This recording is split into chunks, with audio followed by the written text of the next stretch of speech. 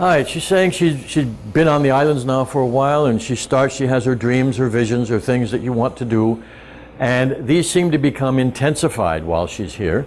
And the question is, does that have anything to do with the energy of the islands?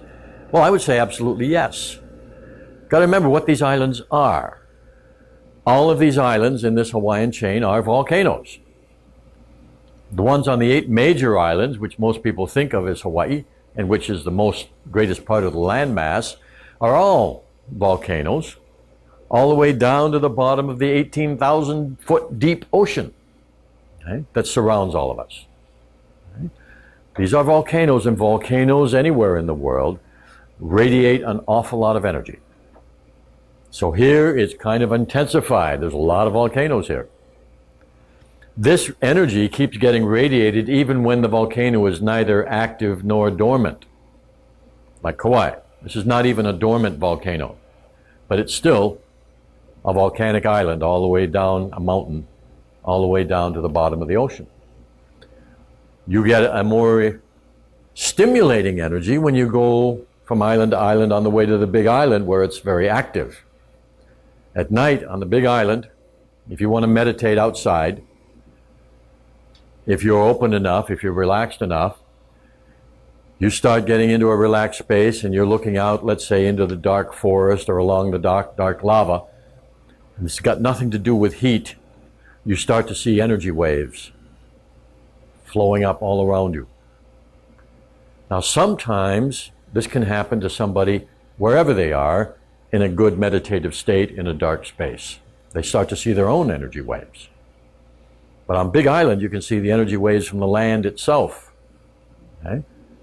And it's just one way that this stuff makes itself visible. In others, if you're sensitive to it, you can even feel that energy. For some people, if you resist it, you get exhausted.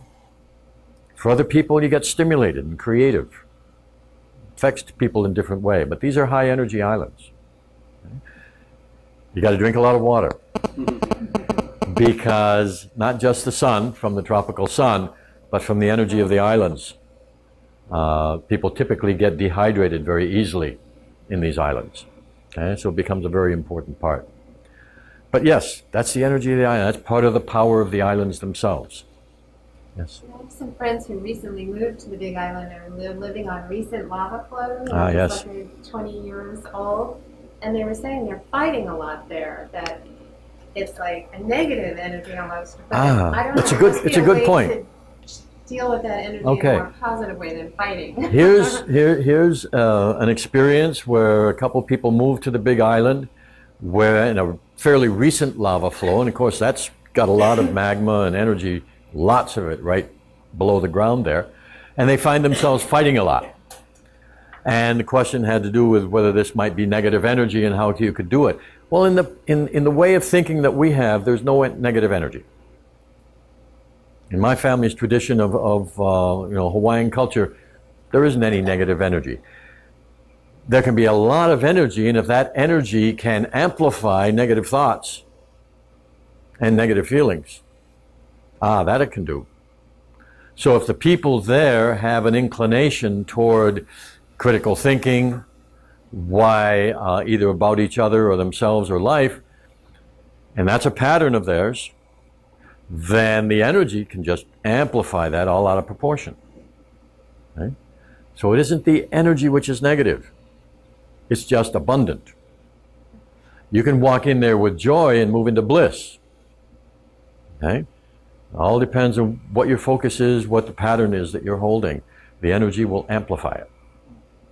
Yeah. So you could use that to sure. So if you can start a pattern of praise, a purposeful shift to positive expectations, that will be amplified.